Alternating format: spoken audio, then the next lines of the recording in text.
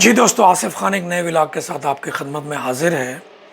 میں ایک بڑے ہی اہم ترین موضوع پر آج آپ کی خدمت میں اپنا پوائنٹ آف ویو رکھنا چاہتا ہوں اور آپ کے لیے سوچ و بچار کا سوالیہ نشان پیدا کرتا ہوں۔ ولاگ شروع کرنے سے پہلے آپ تمام دوستوں سے درخواست ہے، مہربانی کریں چینل کو سبسکرائب کریں اور ویڈیو شیئر کریں۔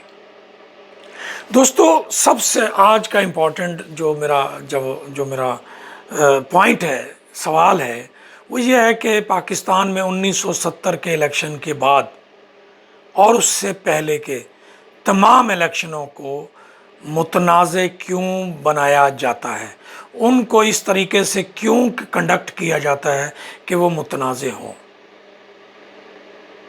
ایوب خان کی بنیادی جمہوریت کے الیکشن یا ان کے الیکشن متنازع تھے، اس کے بعد عوام کا شور آیا اور پھر 1970 کے الیکشن ہوئے، لیکن 1970 کے الیکشن جو ہیں ان کو فیئر کروایا گیا، منصفانہ کروایا گیا۔ اس کا رزلٹ یہ نکلا کہ پولیٹیکل پارٹی مضبوط ہو گئی، مجیب الرحمان کی عوامی لیگ مضبوط ہو گئی، ذوالفقار کی پیپلز پارٹی مضبوط ہو گئی، سیاسی طاقتیں مضبوط ہو گئی، جس سے ہمارے مالک صاحبان کو، جنرل صاحبان کو مسئلہ ہونے لگا کہ بھئی یہ تو بڑا پرابلم ہو گیا، یہ تو اصل میں تو ہم ہیں جو پوری پاکستان میں عوام کو تاثر دیے ہوئے ہیں کہ پاکستان کو ہم قائم رکھ سکتے ہیں، ہم یونائٹڈ ہیں، ہم آرگنائز ہیں، ہم طاقتور ہیں۔ لیکن اصل جو عوام کی نمائندہ جماعتیں ہیں یا عوام کے نمائندہ ادارے ہیں وہ تو سیاسی جماعتیں ہیں، تو وہ جب طاقتور ہو جائیں گی تو وہ ہمارا پھر کیا بنے گا۔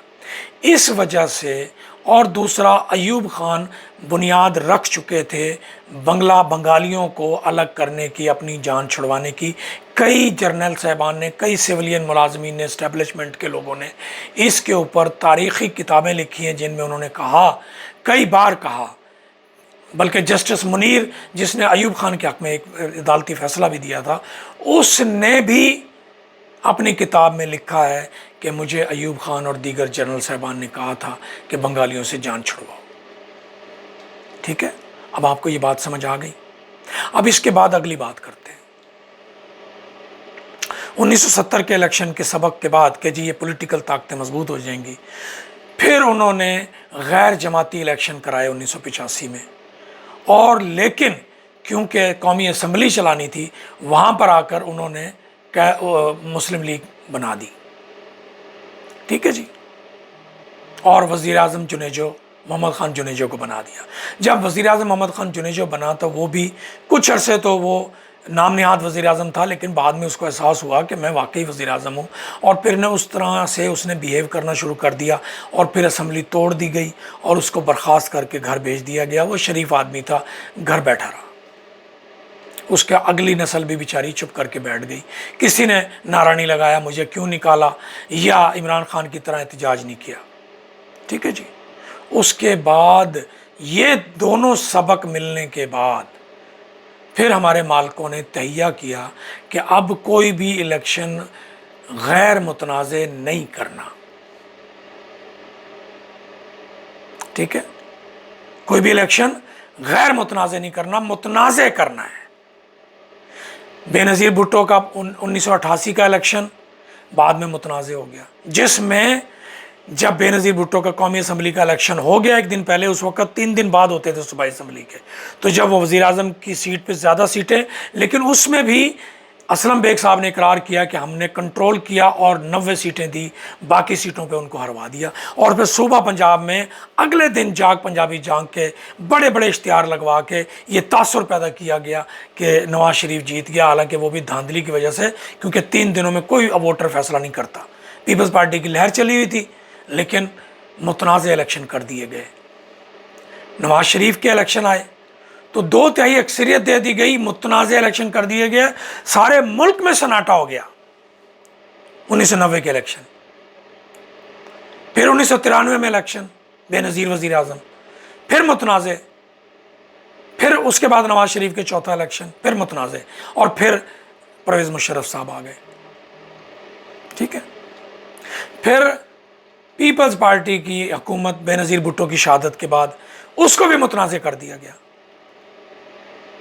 اور نواز شریف کی مسلم لیگ نون احتجاجی مظاہرے کرتی رہی، اور مینار پاکستان پہ شہباز شریف پکھیاں جلتے رہے، مظاہرے کرواتے رہے، دفتروں کے اوپر حملے کرواتے رہے، یاد ہوگا آپ کو۔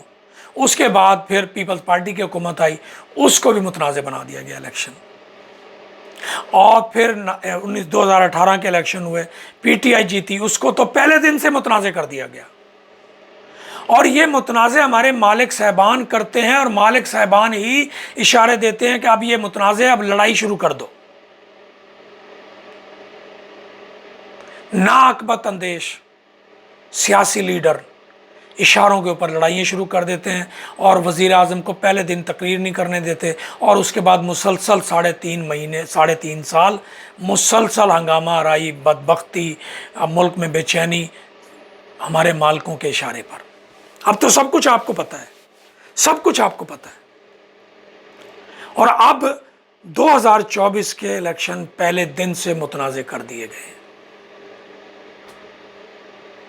آپ نے سوچا اس پر کہ ہر الیکشن پلاننگ کے تحت باقاعدہ کیوں متنازع کیا جاتا ہے اور کروایا جاتا ہے؟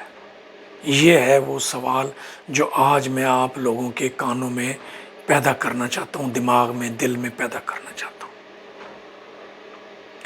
اس الیکشن کو متنازع کرنے کی صرف اور صرف ایک ہی بنیادی وجہ ہے کہ سیاسی پارٹیوں کو آپس میں لڑایا جائے، اور ہمارے مالک صاحبان طاقت کو استعمال کرتے رہیں، وسائل کو استعمال کرتے رہیں، اور ہمارے جنرل صاحبان جب بھی ریٹائرڈ ہوں وہ اتنی دولت یہاں سے لے کے جائیں، آسٹریلیا میں جزیرے خرید لیں، دبئی میں جائیدادیں خرید لیں، سعودی عرب میں جائیدادیں خرید لیں، اور پاکستان میں بھی سینکڑوں مربوں کے مالک بن جائیں، اور کوئی پوچھنے والا بھی نہ ہو۔